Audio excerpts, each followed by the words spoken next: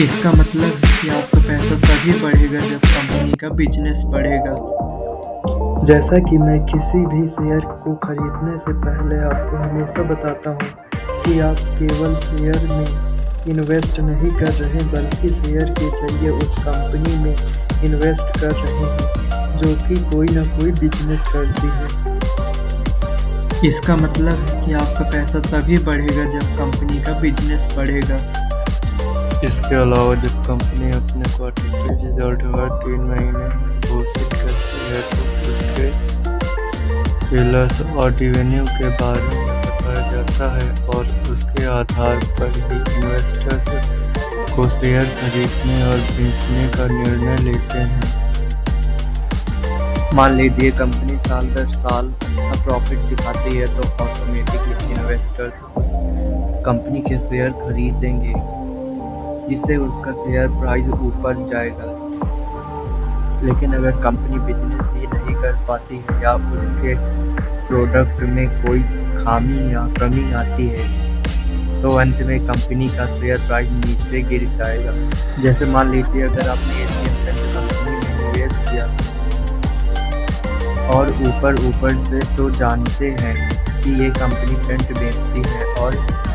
Chemical industry में काम करती है, लेकिन साथ ही साथ आपको एशियन पेंट नहीं बल्कि हर एक कंपनी के शेयरों को खरीदने से पहले उसके बारे में कुछ ज़रूरी चीज़ें भी पता कर लेनी चाहिए, जैसे और कौन से प्रोडक्ट ये कंपनी बेचती है, सबसे ज़्यादा मार्जिन किस प्रोडक्ट में होता है और कौन प्रोडक्ट उस इंडस्ट्री में नंबर 1 है।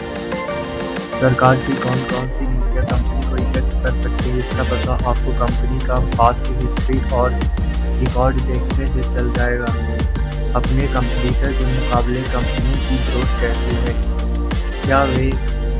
कंसिस्टेंट तरीके से बिजनेस कर पाती है, कंपनी का नया प्रोडक्ट लॉन्च करने में कौन सी दिक्कतों का सामना करना पड़ता है, क्या आपने जिस कंपनी का शेयर खरीदा है उसका बिजनेस मॉडल कोई अन्य कंपनी कॉपी कर सकती है, सेक्टर में नंबर 1 कंपनी कौन सी है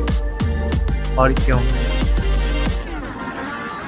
इसके अलावा भी बहुत सारी चीज़ें हैं जो आपको एक कंपनी के शेयर में निवेश करने से पहले देखना चाहिए और इन सभी के बारे में आपको तभी पता चलेगा जब आप उस कंपनी के बिजनेस मॉडल के बारे में पता करेंगे।